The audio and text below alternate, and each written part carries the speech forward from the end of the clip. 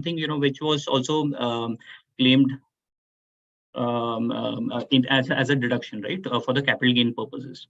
What happened was that this interest, what I'm talking about, is generally allowed as a deduction under a particular section in under the head income from house property, which is there already available to you on a year-on-year basis whenever you are going to pay this interest. And additionally, this is something which was also considered as a cost of acquisition, right? So there was a double deduction or a double dip, which was being kind of sought to be availed by a large sector of taxpayers. This is something which also received blessings from some courts saying that yes, this is something which is possible. But this is something what the finance minister has again sought to curb. What has now been done is that this interest is sought to be allowed as a deduction only if this is not claimed earlier as a deduction, right? So if you are going to claim this as a deduction earlier, say under the head income from house property, you can no longer claim this as a cost of acquisition. Moving on.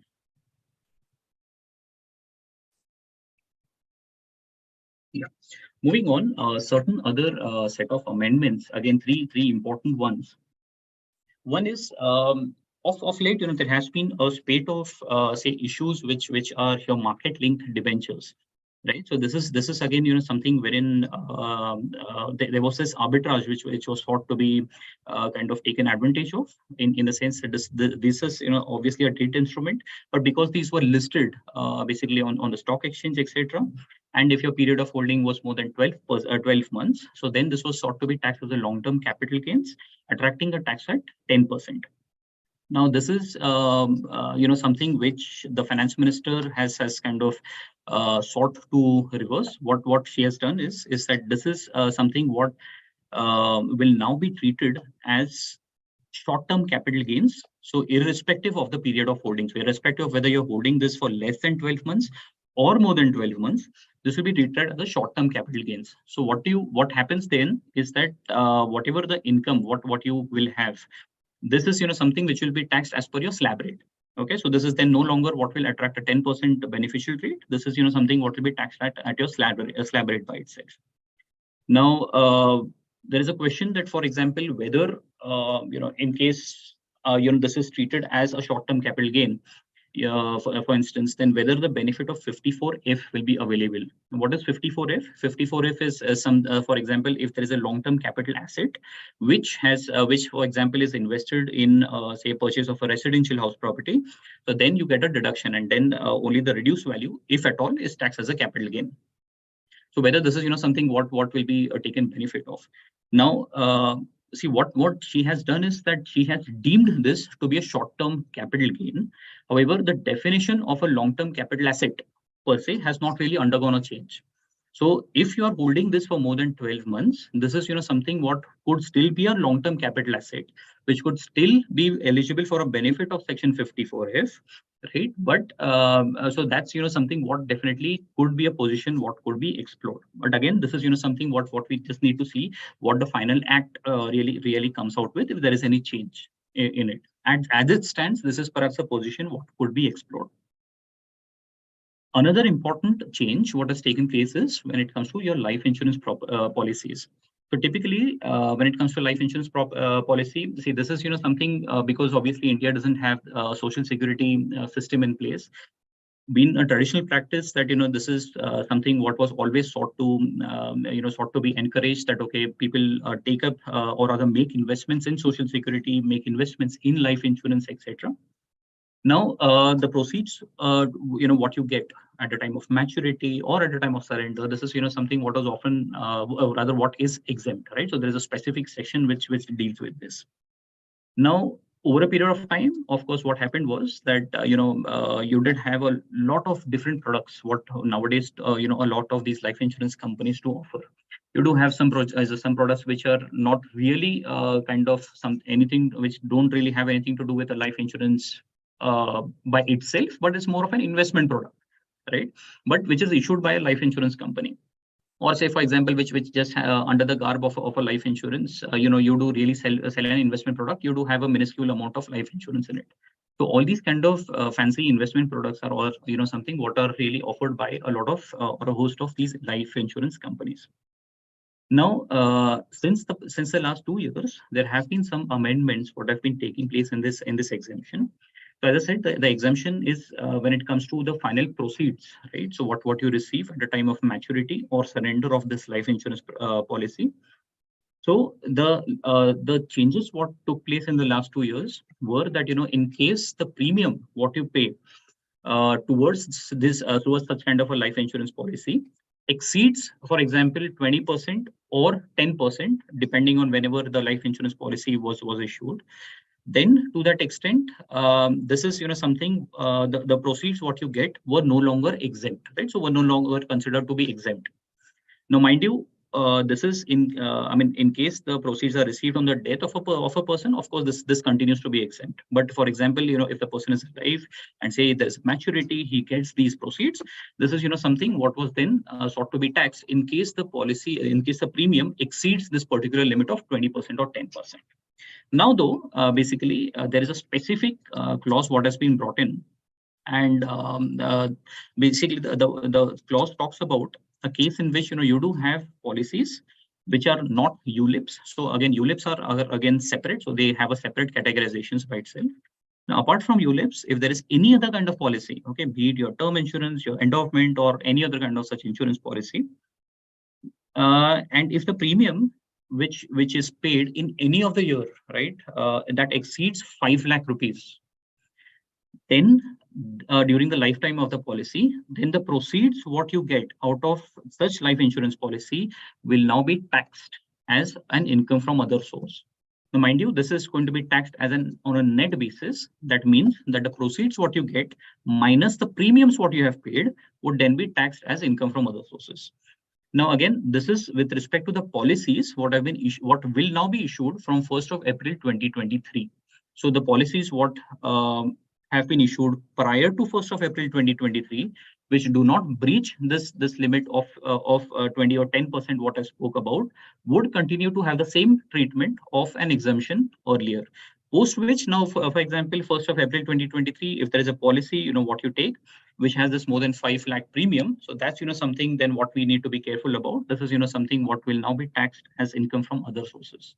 Again, as I said, of course, if there is something which is being received to the legal heir upon death, that continues to be exempt. The other change what has now taken place is with respect to presumptive taxation, right? So for example, when it comes to professionals, okay, so when it comes to professionals, be it, say, for example, architects, doctors, CAs, for example, there is a provision under the act which talks of a presumptive taxation. So in the sense, till this year you did have a limit of 50 lakhs. So if the gross receipts what you get from your professions, that is to the extent of 50 lakhs, the income what was to be taxed basically under the provisions of the income tax law was 50% of this, right? And then you are going to pay tax under your slab rate. So this is something which was a presumptive tax. What was there even under the current scheme of things. What is now going to happen is from the next year, this limit of 50 lakhs will now be 75 lakhs, right? So basically 50% of 75 lakhs will be eligible to be claimed under the specific section, the section being 44 ADA of the Income Tax Act. I'll now go, these were the major changes when it comes to the personal tax. I'll just now go to what are the other changes, right? What have really taken place. The first change is when what I'm going to talk about is when it comes to a startup. So when it comes to a startup, basically with a view to encourage startups, a lot of them are mushrooming nowadays. There was a tax holiday. Okay, what was introduced? There are some conditions attached for this tax holiday. So in the sense that that's a startup, what has to be incorporated as on 1st of April 2016 onwards. And so there was a sunset that the startup has to be incorporated up to 31st March 2023. In such case, the tax holiday would have been available. Now, with a view to further incentivize these startups, this limit of 23 has now been made as 24. Right, so the tax holiday period will be available. The tax holiday will be available to startups which are incorporated on this date. Now, what is this tax holiday? This tax holiday is basically 100% kind of holiday on a tax holiday on whatever tax you're going to pay for 3 consecutive years out of 10 years from the date of your incorporation, right? So that's something what is a kind of a benefit when it comes to an eligible startup. Now, the thing is, this is something what is again a welcome change, right? So wherein the startups are further incentivized to really kind of or other entrepreneurship is kind of further incentivized over here. There were some kind of other provisions when it comes to your set off of loss, etc. Right. So this is something which was eligible for a period of 7 years in case in case the shareholding does change beyond a 51%. Okay. Now this relaxation is now from 7 years to 10 years. So the limit for set off of these carry forward losses will now be eligible for a period of 10 years instead of a period of 7 years.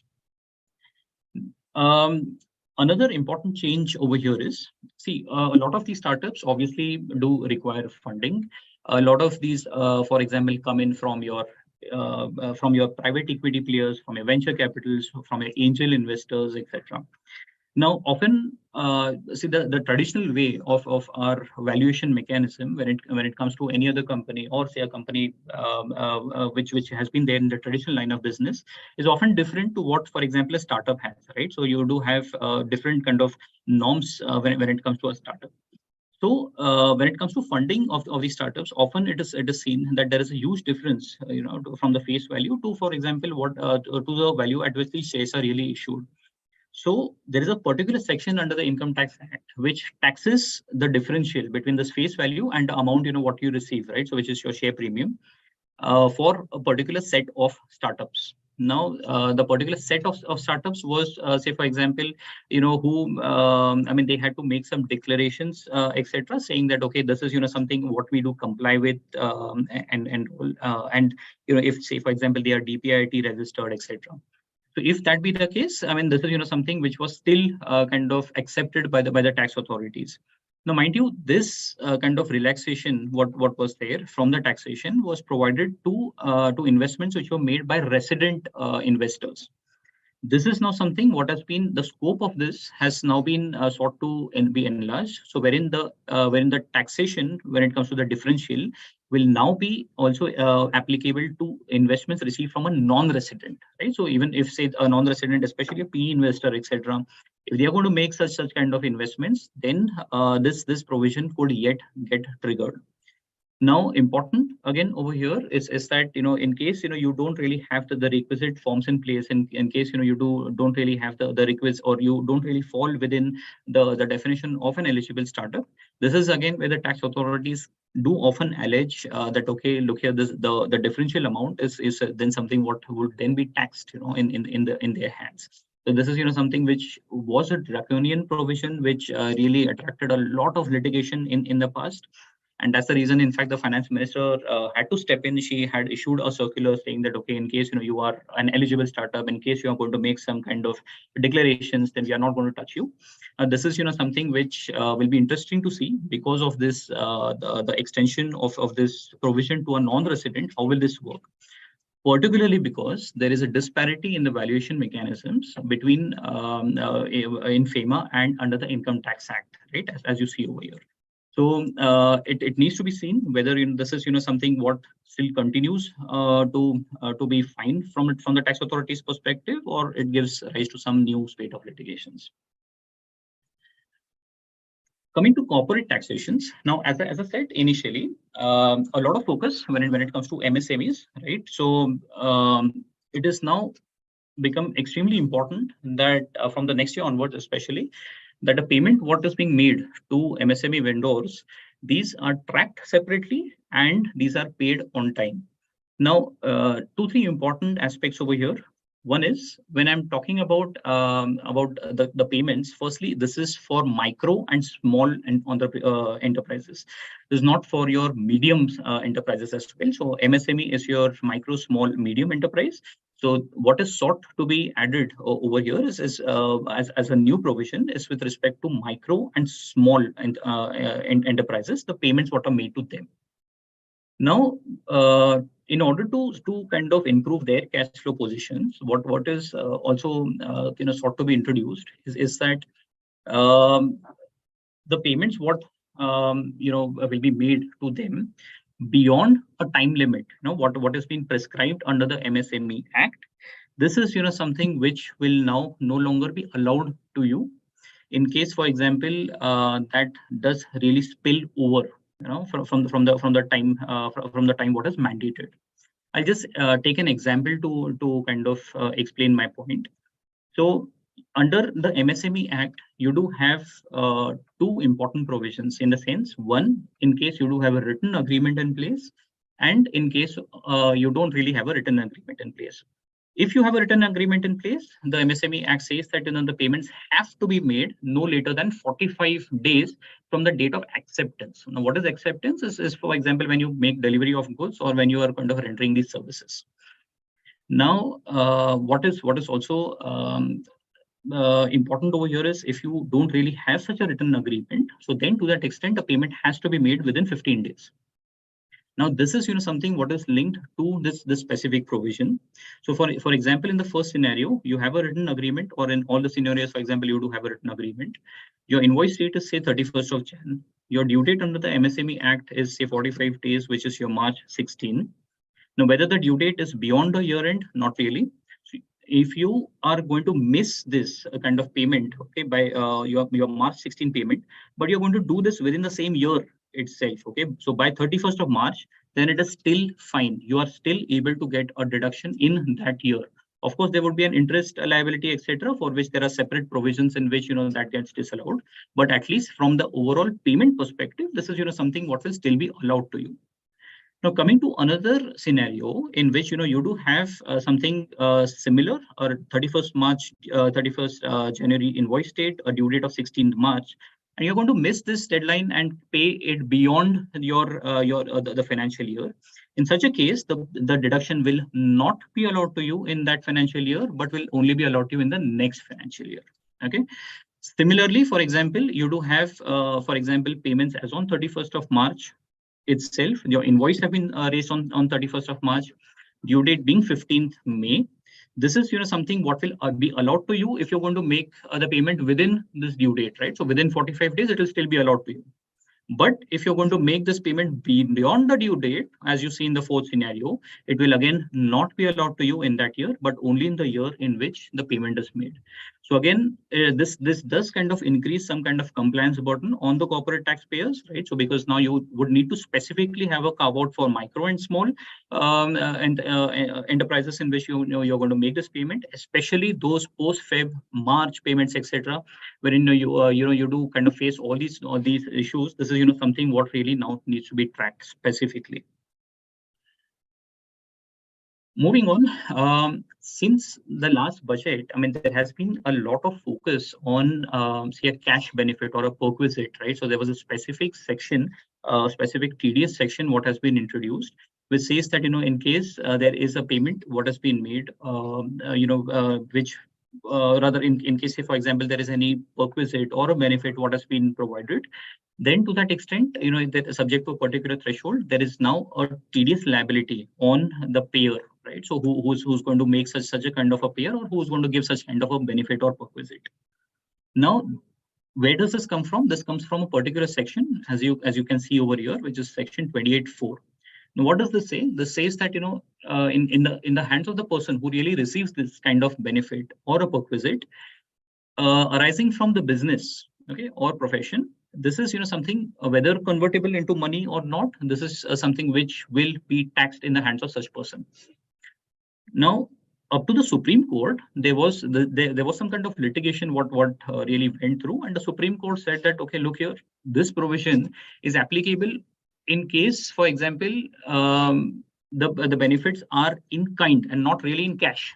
Okay, so in cash, then fine. This kind of benefit is, or rather, this kind of provision will not really be applicable to you. In all such other kind of cases, it will.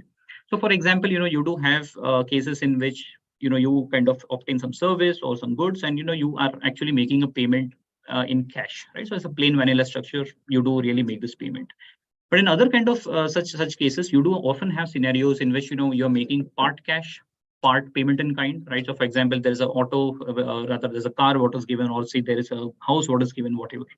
Or in some cases, it's only in kind, right? So in all such cases now, basically, with a view, in fact, to overrule this Supreme Court ruling, this amendment has been made that even in case, for example, the benefit is received only in cash, it will still be regarded as a benefit or a perquisite, and it will be taxed in the hands of this recipient, right? So this is something which is now pretty important, especially for example, in case say there is a free of cost capital asset, in case say there is a waiver of loan, whatever.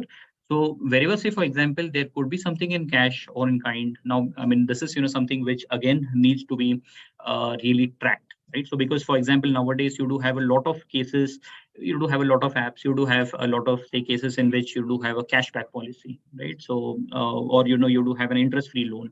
What happens in such cases? I mean, in such cases, for example, this could now be regarded as, say, for example, a benefit what has been received in cash, perhaps, and to that extent, this is something which could still be sought to be taxed.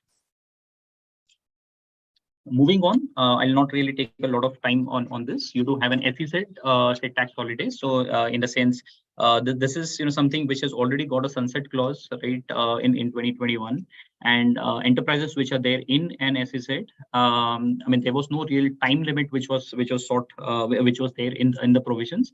Now there is a specific time limit in which you have to bring the money back, right? So in case you are exporting something from the SEZ, be it goods or services, there is a specific time frame. Now, what has been inserted in the provisions of the Act, only in case of which you'll be able to allow to avail the benefit of this tax holiday. The time frame now being 6 months from the end of the financial year. Again, over here, there is a difference between what is there under the FEMA and under the Income Tax Act, and what really needs to be kind of closely monitored. Other important changes are when it comes to your TDS and TCS rationalizations, and one of the more important ones being your LRS transactions, right? So basically, when it comes to resident individuals, as resident individuals, we are kind of allowed to freely, for example, make payments abroad, right? So to the extent of $250,000 in a financial year. Now, often, for example, it's been there in the news that you do have a lot of, say, payments what have been made towards say your purchase of house, purchase of, say, share securities, etc. This is something which does now kind of obviously attract this TCS provision. So this is something which is a tax collection at source. So whenever, for example, you are asking the authorized dealer or basically the bank to make such a payment, so then to that extent, this is something which would attract the provision of TCS. So in case this amount is towards education, right? So for example, if your children are really going out for education, and if there's a loan what is availed, so then to that extent, you need to pay a TCS of 0.5% of the amount, or the aggregate of amounts in excess of 7 lakh rupees. For example, if the amount is 10 lakhs, on the 3 lakh amount, you have to pay this TCS at 0.5%. Now, mind you, this is not really something which is a cost item, because you get a kind of a deduction of that when you are filing your tax return. But obviously, this has a big cash flow impact, especially in the last two cases when it comes to an overseas tour package and in any other category. This is something what was always there in the last year, but we did have a 5% TCS now, which has been increased to 20% without any threshold. And in any other case, again, 5% to the extent of excess of 7 lakhs. Now, this is 20% again without any threshold limit. So this is somewhat harsh, somewhat draconian, but yes, this is something now what would really need to be seen to what extent this would really have a kind of an impact when you're remitting money overseas.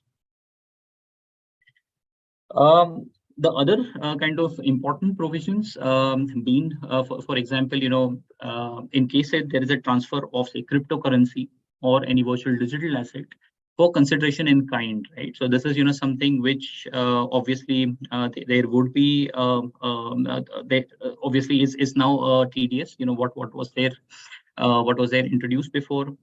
You did have, say, the TDS what I spoke about before when it comes to TDS on benefit or perquisite in kind. So this is again something what was there before, as well as the net winnings from your online games, right? So this is something which is a new provision. I'll just come to it in a minute.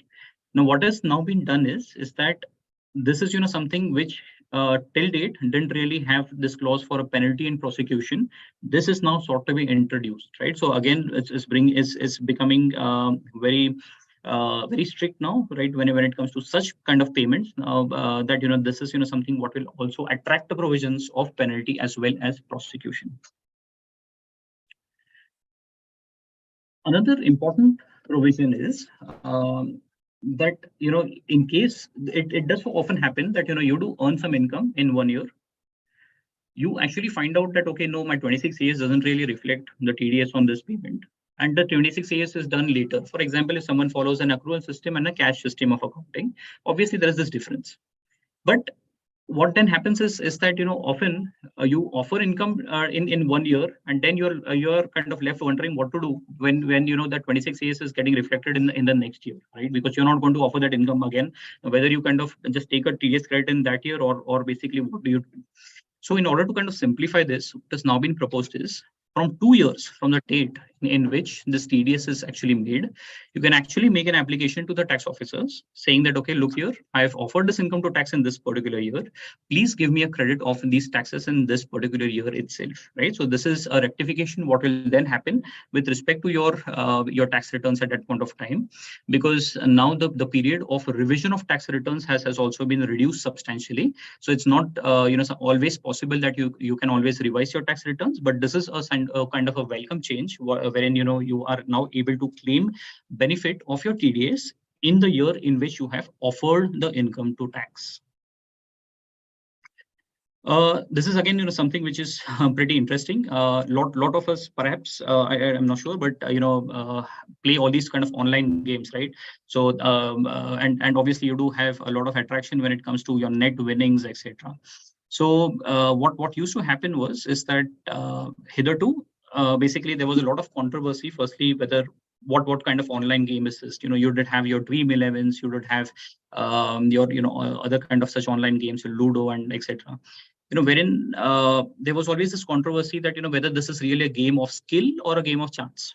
Okay, and a lot dependent on that, whether you will then kind of tax it or not tax it, if you tax it at what rate, etc.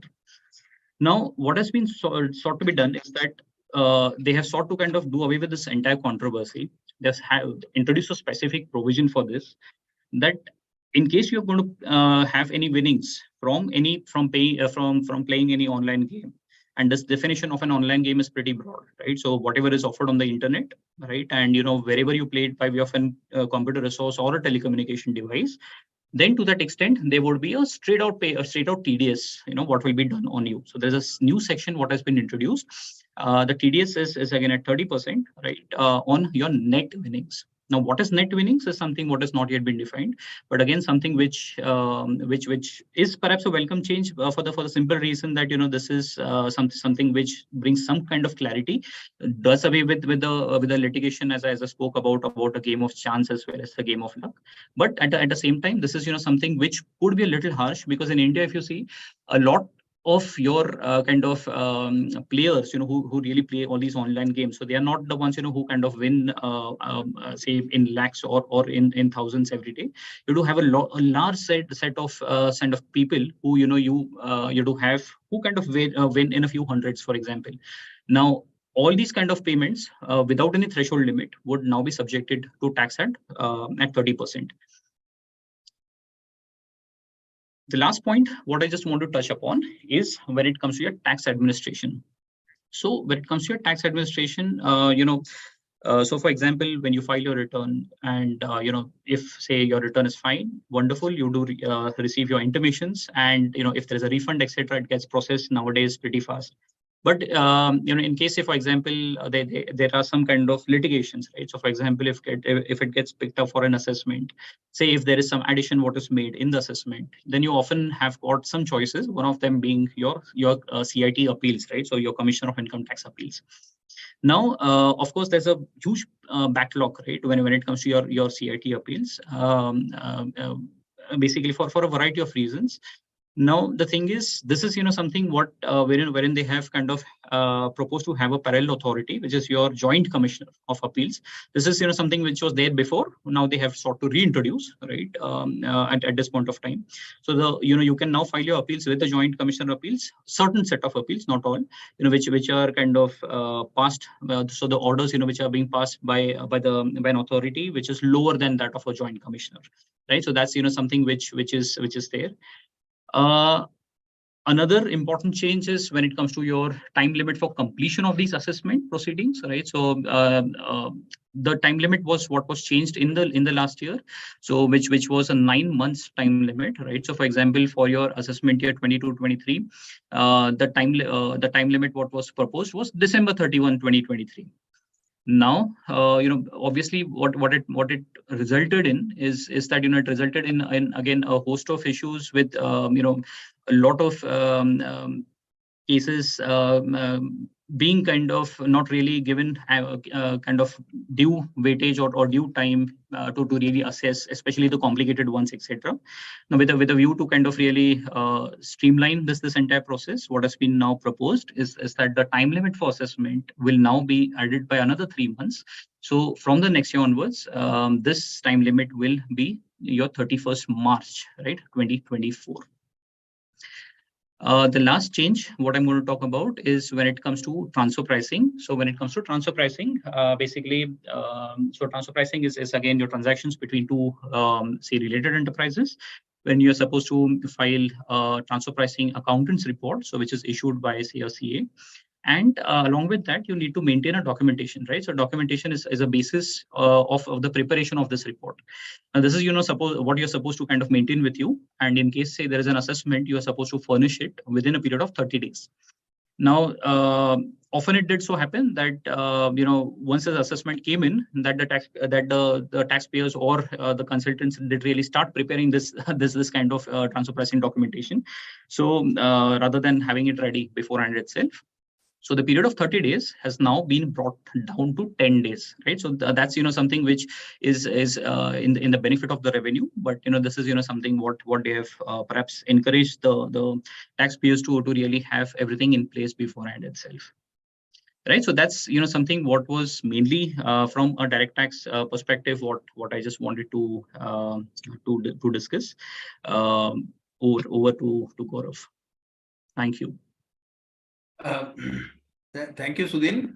I think if because I have a question from Mr. Nagendra Bhatt, wants to ask you a question. Yeah, sure. So if you can just take the question and then we can move to the other provisions related to indirect taxes. Yeah, fine. And then fine. probably after both the sessions, we can take questions from all the viewers. Sure. So he's asking, does yoga teachers come under presumptive schemes? Yoga teachers, okay. Okay. Just give me a minute. Let me just have a look if you can just.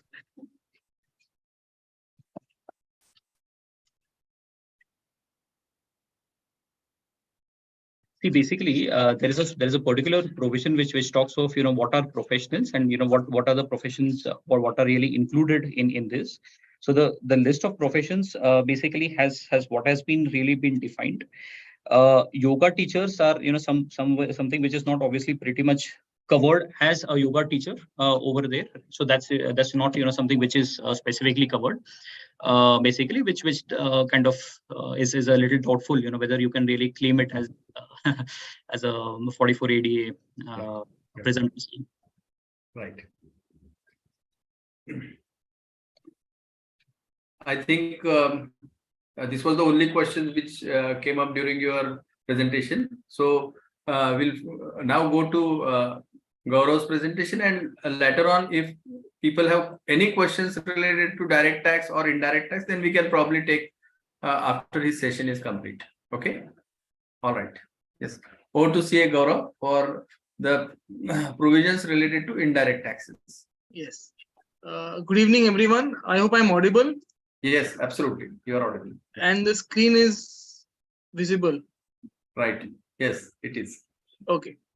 So, yes, thank you, Saraswat Chamber, for having this session and inviting me today. Today also is the day of the Rathotsav of Mangeshi temple. So a very auspicious day. The only downside is I'm a bit sleep deprived because of the early morning proceedings. But I'll definitely try to make. I'll try to keep you all awake during this brief session on GST changes in the budget of 2023. So we'll cover what the budget has proposed, our brief comments on the proposals, and what the budget missed out. There were several expectations from the industry which did not come through. We'll talk about them as well. So initial caveats, just for everyone's understanding, these are only proposals right now. They are not enacted. The final assent for the president may come for different provisions. Very rarely it happens, but there is still a possible change between what is being proposed now and what the president will give the assent to. So that also has to be kept in mind. And the amendments, unlike income tax, these amendments will come into force when the central and the state governments give the effective date of them coming into force. So typically, the proceedings for the GST amendments is that the budget proposes them, we get the assent from the president, then all the states pass them in the state GST acts, and only then they get notified. So there is a general time lag of at least 8 to 10 months from the budget announcement for these provisions to get actually implemented. So let us see how long they will take for them, but we can at least be aware of them and start planning for those eventualities. The first major change is for composition dealers. So composition dealers are basically those suppliers who have turnover below 1.5 crore.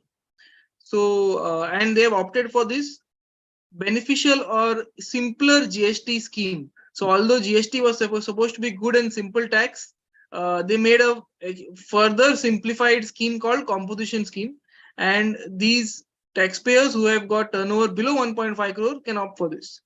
So the change what is proposed now is that earlier these composition dealers were barred from dealing on various e-commerce websites like Amazon or Flipkart.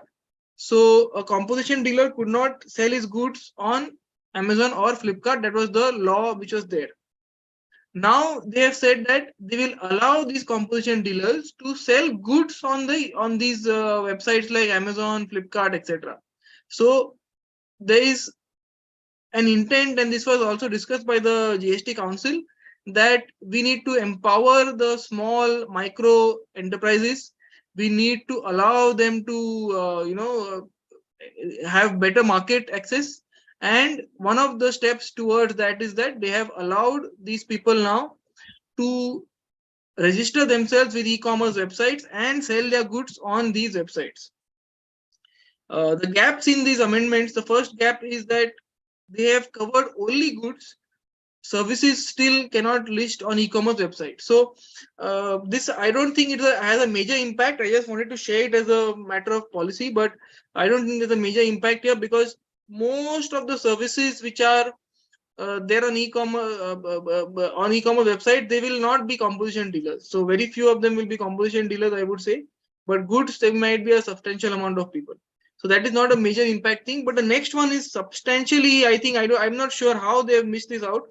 But there is a restriction for composition dealers that they cannot make interstate supplies. So there is a provision in the GST Act which says that these small dealers who are having turnover below 1.5 crore, they cannot sell goods outside their state. They have to sell only within their state. This restriction continues. So they have removed one restriction, that you can now work on e-commerce websites, but the other restriction is still there. And this creates a very, very odd situation where, for example, at least for example, a composition dealer from Maharashtra, he can sell to customers who are based in Maharashtra only. So let us say he's based in Bombay, then at least his market is expanding to beyond Bombay to maybe Nagpur, Pune, etc. He's getting new markets via his e-commerce website, but he can't go beyond Maharashtra. So this still makes sense, not complete sense, but some partial sense in a state like Maharashtra. But if you talk about a state like Goa, there's hardly any market here. my Goan composition dealer, what great advantage is he getting by listing on an e-commerce website if he can't sell outside Goa? So for the people in the smaller states, this is a non-starter. I am not sure why they've kept it this way. Looking from the implementation side, trying to imagine what are the challenges for the e-commerce websites. They will have to have a dynamic e-commerce page for every product or every seller where they identify the buyer's location as well. So if I am sitting in Goa and I'm looking to buy a laptop and that laptop is being sold by a composition dealer who's sitting in Maharashtra, that website has to have an interface which blocks me from buying those goods because I'm sitting in Goa and he's sitting in Maharashtra. Of course, I think it is probably doable from a coding perspective, but to what cost, to what, will any e-commerce website invest that much to change their user interface just for these small dealers? So the practical impact of this amendment, how much it's actually going to empower these small dealers is a big question mark, but that's how the provision has been given. Coming to the e-commerce operators, they have also touched upon certain provisions for these big guys as well. So they have said that e-commerce operators will now be held liable for specified offenses like allowing supply through unregistered persons, allowing interstate supplies to ineligible persons, not furnishing correct details. So basically, till now, the Act put some restrictions. For example, what I've just discussed about, that X person cannot supply through e-commerce, that is, an unregistered person cannot supply, or a composition dealer cannot sell interstate, so on and so forth. They had put a lot of conditions on the seller, not on the e-commerce operator. Now they are saying, yes, we have put certain conditions on the e-commerce, on the sellers, but they have made the e-commerce operators, they are agents. The government has made the e-commerce operator, they are enforcing agents that yes, you also enforce this law indirectly, because if you don't enforce it, we are going to penalize you. So if you allow someone else to use your e-commerce platform to do something which is illegal for them, not for you, then also we'll catch you. So this is again making the e-commerce operators responsible, liable for the offenses of somebody else, just because the e-commerce operator allowed them to do these offenses. The penalty is quite steep, 10,000 rupees or an amount equivalent to the tax involved for every such offense. So e-commerce operators will have to put in several control mechanisms to check that their people, their suppliers, the people who are on their portal are also following the laws applicable to them. Okay, ITC on input tax rate on CSR activity. This is a very interesting discussion. So ITC refers to input tax credit. That's how we refer to it. Input tax credit, just for coming to the basics first, is the GST which we pay on goods or services which we have purchased. So anytime we purchase goods or services, the GST we pay on that is called input tax credit, and the businesses get the credit of that they can use that for setting off against the output tax. That is called input tax credit. It's called ITC in common parlance. So the provision now says that no ITC will be allowed on goods or services or both received by a taxable person which are intended or actually used for obligations under the CSR section of the Companies Act 2013. And the Companies Act says that for the applicable companies, they are mainly large companies, they should spend at least 2% of their average net profit of last 3 years on CSR. So the provision very clearly says that if a large company for which CSR is applicable, if they buy certain goods and services which they have bought to fulfill their obligations under the Companies Act of CSR, then these goods and services will not be eligible for ITC. So to give you an example, if a company buys blankets and distributes them to the needy people and then claims that this is CSR expenditure, then on these blankets, whatever GST was charged will not be eligible to the company concerned. So if I read between the lines here, First of all, okay, before I come here, this was a very hotly debated discussion. There have been judgments on both the sides till date. So my question to my question is that if they have brought this amendment now to block this input tax credit going forward, does that mean are they accepting that there was an opening in the act and they were allowing this credit till now? Because there are certain positions, certain experts or certain views that even in the past this was not available. My personal view is that you can definitely litigate this on the, at least the past activities can be litigated using this amendment itself, that the government was forced to bring an amendment in the budget of 23 because they realized that there was nothing else in the previous act to block it. Of course, we'll have to find in the legal arguments here on the specific clauses, but that's a possible position. So this is an example of CSR which I saw recently in Pune. I had been to Pune after a gap of almost 5-6 years, and I found that Pune has suddenly become fairly polluted, dust and smoke wise. And I was pleasantly surprised to see these kind of small vehicles roaming on the road collecting the dust. And their prominent stickers, etc., of Aadhar, Poonawalla Group, etc. So the argument which was being used by the tax authorities till now is that CSR expenditure is not for your business. It is for doing some social service, etc. Granted, Poonawalla Group has spent this money for social service, but can you ignore the prominent branding? Can you not say that that group has got substantial positive PR, marketing, brand recognition by doing such activities?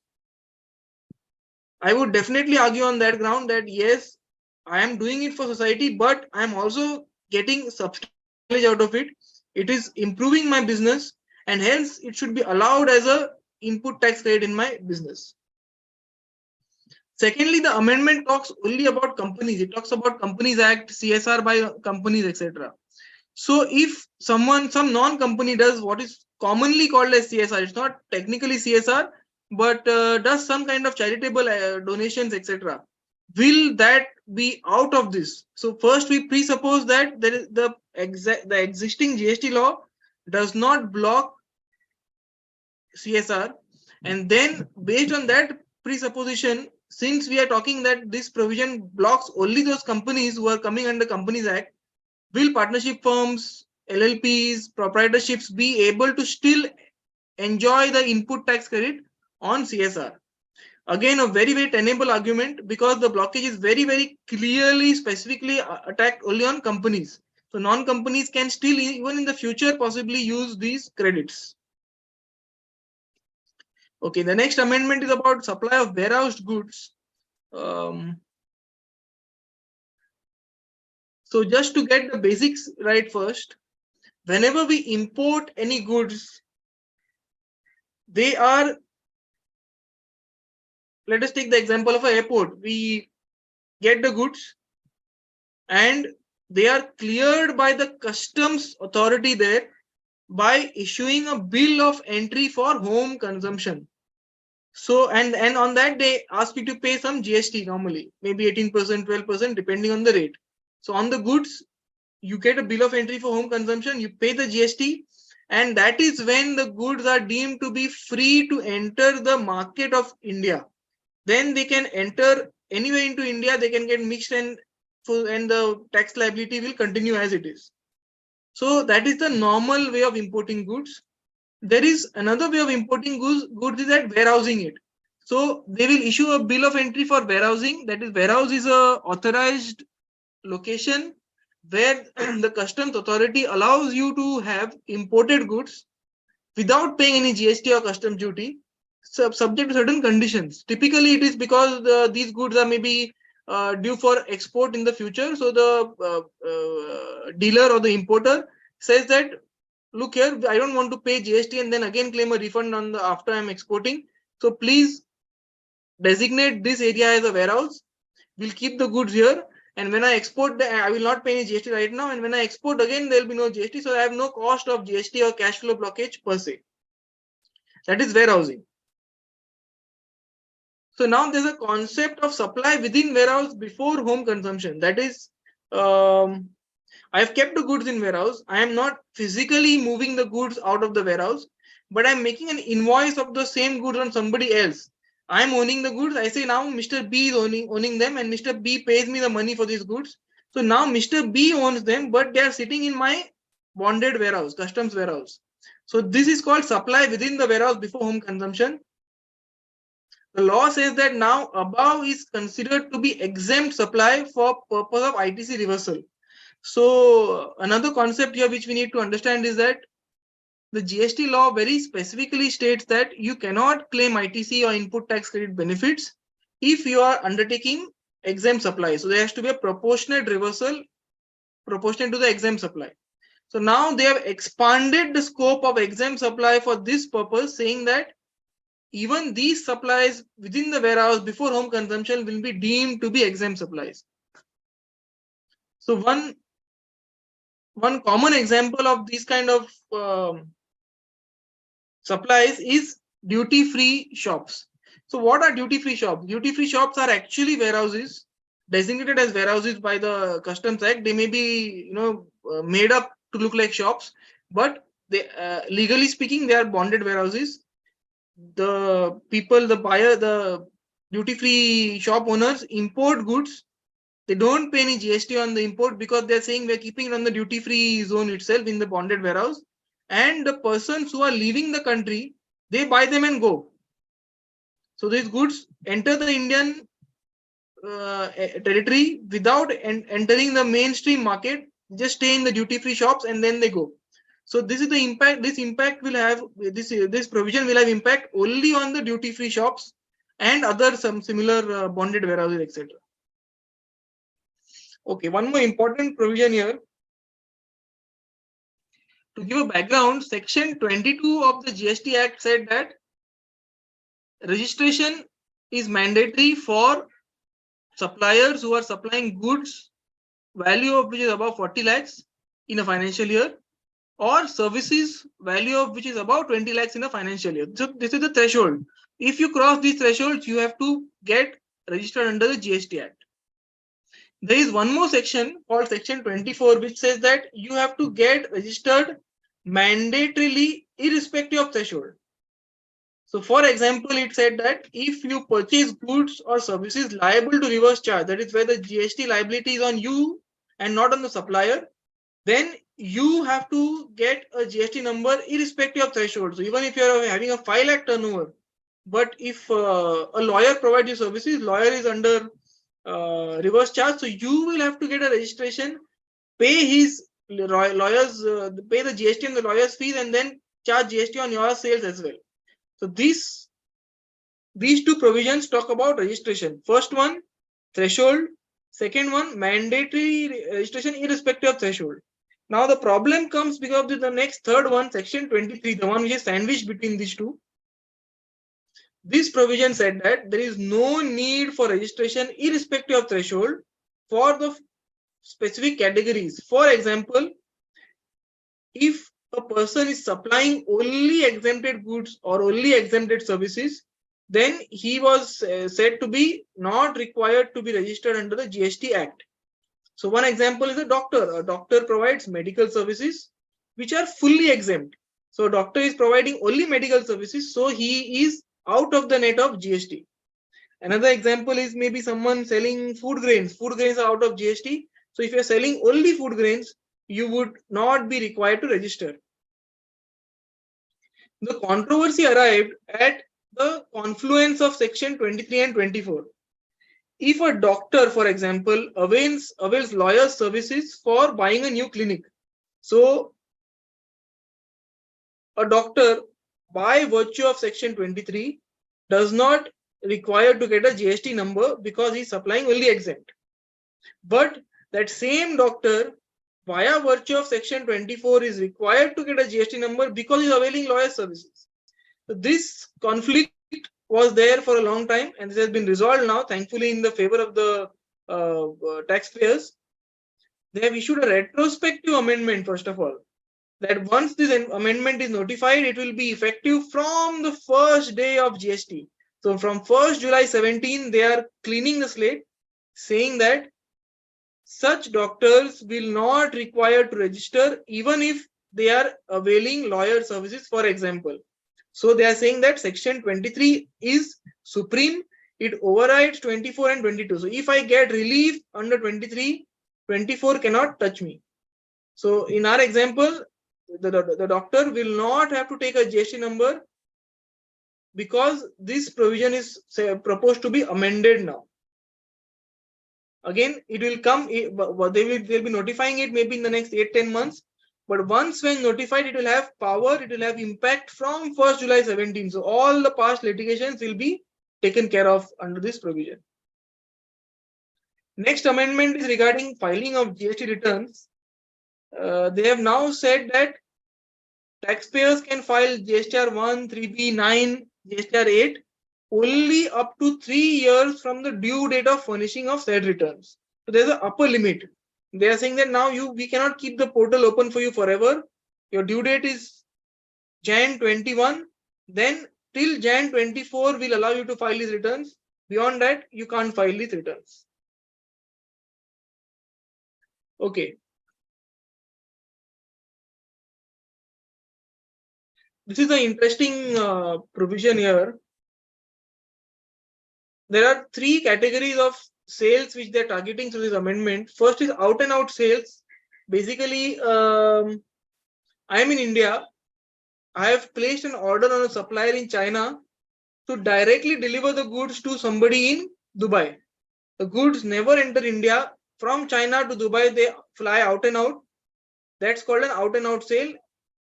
Secondly, supply of warehouse goods to any person. This we have already discussed. And supply of goods before home consumption. So these are both similar. The point 2 and point 3 are quite similar. Before you get the bill of entry for home consumption, you have made a supply. All these 3 were specified as out of GST. That is, there will be no GST on these transactions. This was specified, and this was specified that it will be from 1st Feb 2019. That was the date of the notification when these 3 came into exemption or getting out of GST. Now they have proposed that these 3 will be out of GST with a retrospective effect. So from 1st July 17, from the first day of GST, all these 3 transactions will be out of GST. So that's a welcome relief, but the next provision is not something welcome.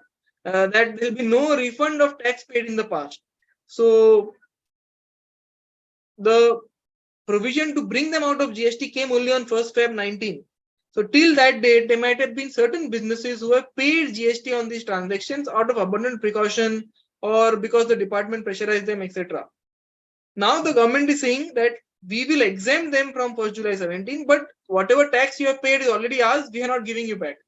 There's no refund possible. This blocking of this refund will surely be tested in the courts, and we'll have to see how the courts respond to this, because this is something which is fundamentally not sound in the law. Because if you're saying that there is no GST, there's no tax, then you have no right to keep that tax with you. You have to pay it back to whoever paid it to you. So this is going to be definitely something which is going to be tested in the courts. Decriminalization and reduced penalties. So first of all, they have increased the threshold of launching prosecution. So earlier it was 1 crore. Now it has been proposed that if your tax evaded is about 2 crores, then you can be prosecuted, you can be jailed. Earlier it was 1 crore. However, this is not applicable to fake or bogus invoicing cases. So for them, the threshold continues to remain 1 crore. Further, there are some minor offenses which were currently considered to be offenses. Now they have been taken out of that category. First one is obstructs or prevents any officer in discharge of duty. This is a very vague and generalized offense, so they have removed it, thankfully. Tampers or destroys any material evidence, fails to supply information or supplies false information. All these 3 were earlier offenses. Now they are no longer offenses in the GST Act.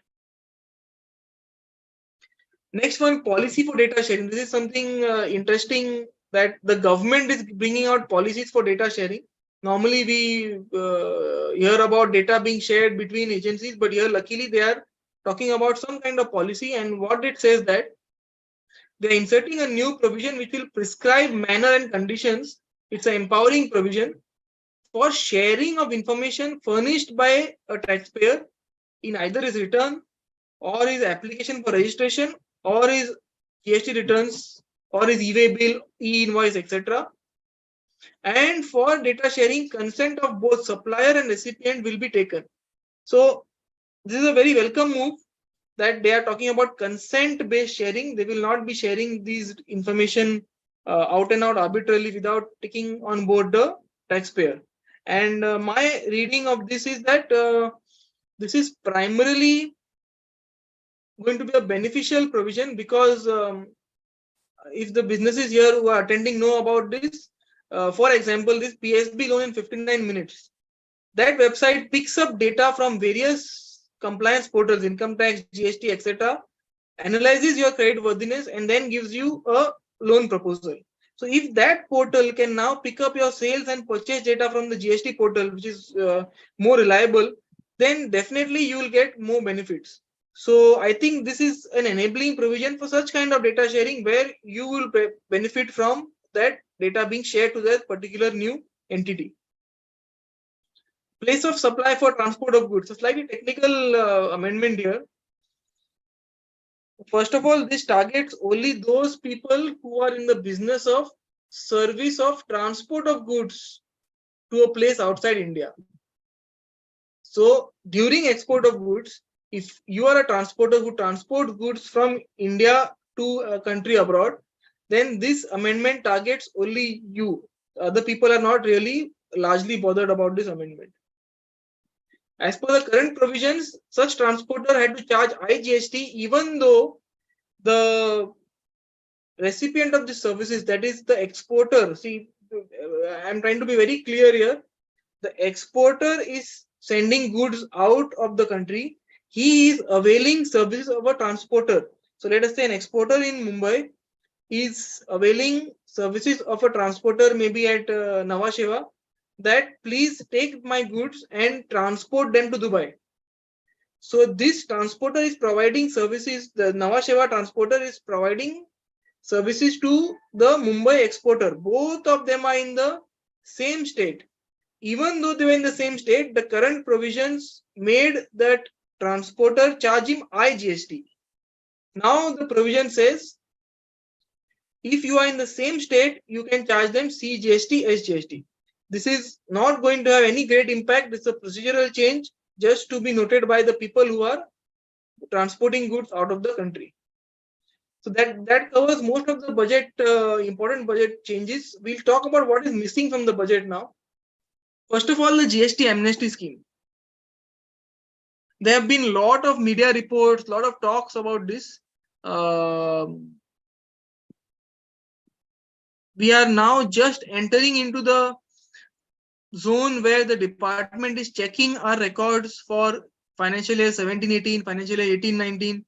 Very soon we'll be having orders in hand. Some orders have already come, but by September 23, the department is bound to issue all the orders for 17-18. And 17-18, first 2 years rather, taxpayers have made a lot of mistakes. The GST portal was not stable, so you were encouraged to make mistakes. The tax authorities have not taken proper positions. So there is bound to be some demands. There's bound to be some litigations.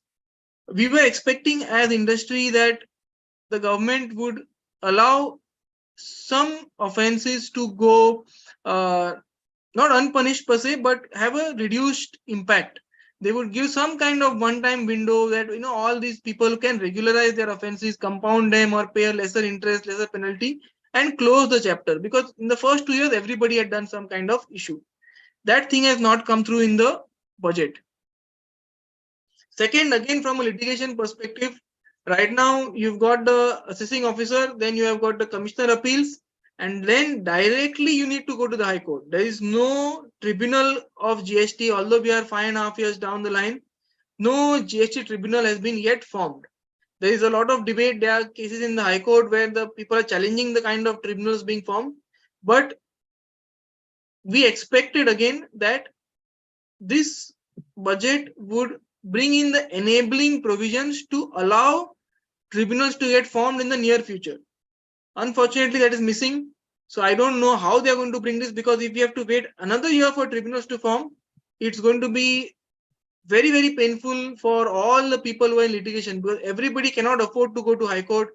Everybody cannot afford to have their demands pending, etc. So I'm really surprised how this is missing out from the budget.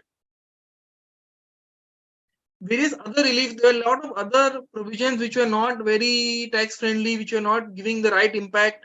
A lot of changes had been proposed, but sadly none of them have been touched. So if you look at the budget, largely it touches,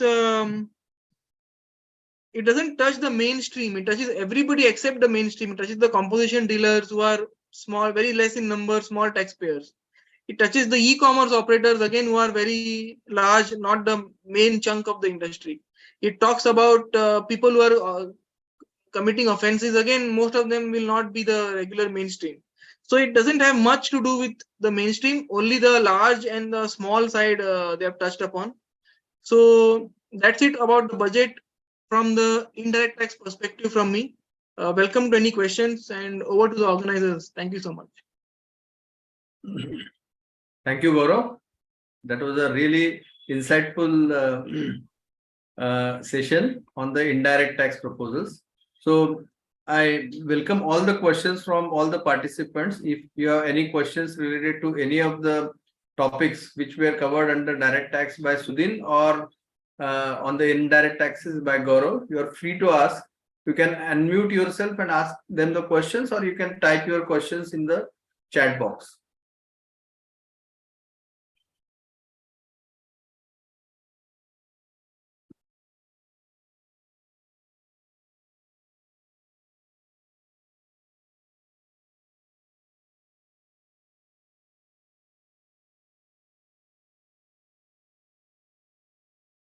So before the questions assemble, I have a question for Sudhin. Yes.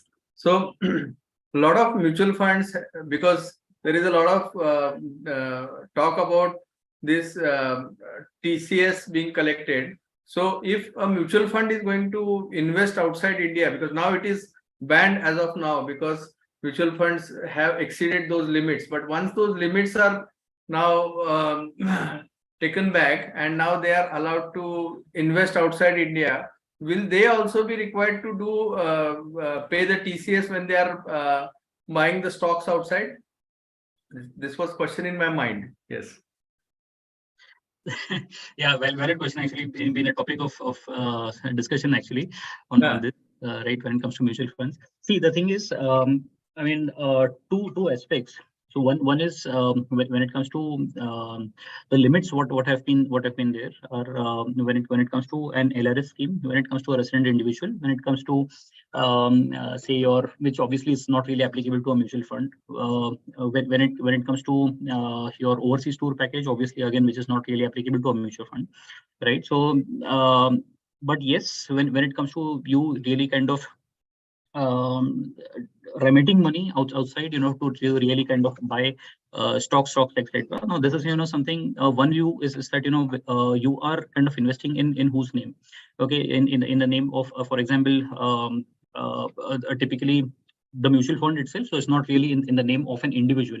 Okay, so that's something which is kind of one school of thought, that this is something which, because of this reason per se, it doesn't really fall under the LRS scheme, and because the specific provision talks of an LRS scheme, and that's the reason this is something which per se shouldn't really apply. Okay. Yeah. Thank you.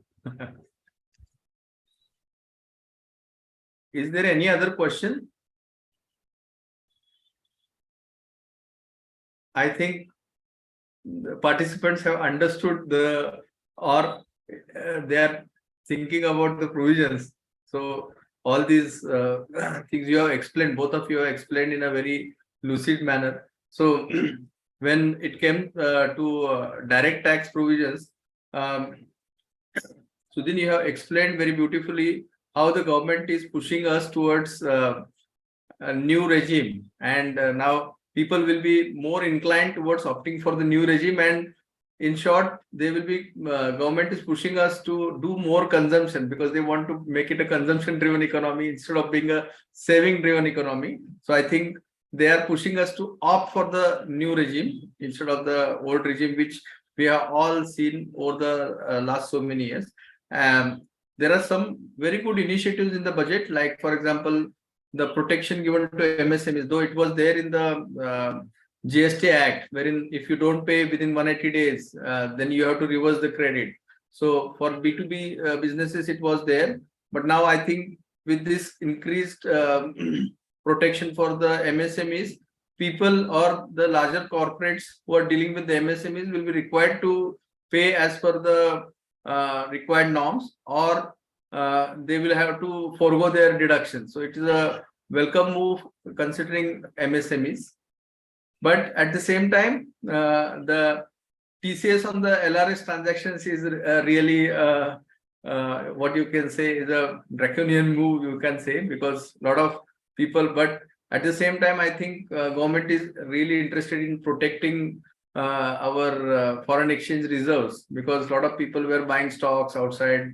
I read a report that there is a lot of buying of houses or the real estate also outside India. So I think government has that things in their mind, but it will be a really negative for the tour operators or those people who are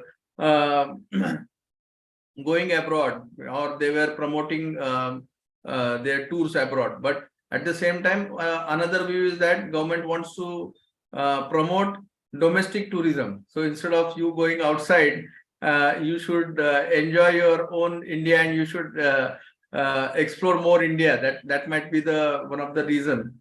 So a lot of things are positive, as well as a lot of new things which have been given a thrust, like for example the rationalization in terms of TDS credits, because as professionals we have a lot of times we have seen all these things like defective returns and many of the things. So possibly this is a move in the right direction, as well as because most of the budget is more inclined towards direct tax provision, because nowadays for the GST, most of the things are being taken care in the GST Council.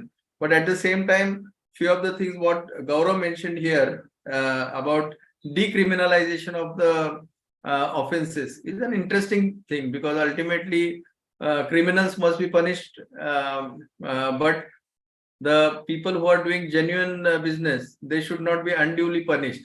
So as a government, they are looking at that aspect, as well as some of the things which Gaurav mentioned, which will have a major impact on the businesses, like for example data sharing with the e-commerce fintechs, so to say, so that they can take the data and they can take a more informed decision about the cash flow based lending, or you can say a loan based on the GST portal information, which is a very welcome move considering where we are moving. Instead of being a security based lending, we should move towards cash flow based lending. And a couple of other things, like for example the high seas sales or the other sales have been now out of GST, and they have taken it retrospectively, so they are thinking about those terms. So I think most of the information what Sudhin and Gaurav has provided has given us a lot of insights in terms of what was the thought process behind government's entire budget. So I thank Sudhin as well as Gaurav on behalf of Saraswat Chamber of Commerce for coming and giving us a detailed explanation about both the laws and the provisions. And thank you very much. Thanks a lot. Thank you. It's a pleasure. Thanks for the opportunity. Thank you. Thank you. Thank you, everyone. Thank you. Thank you. Thanks a lot.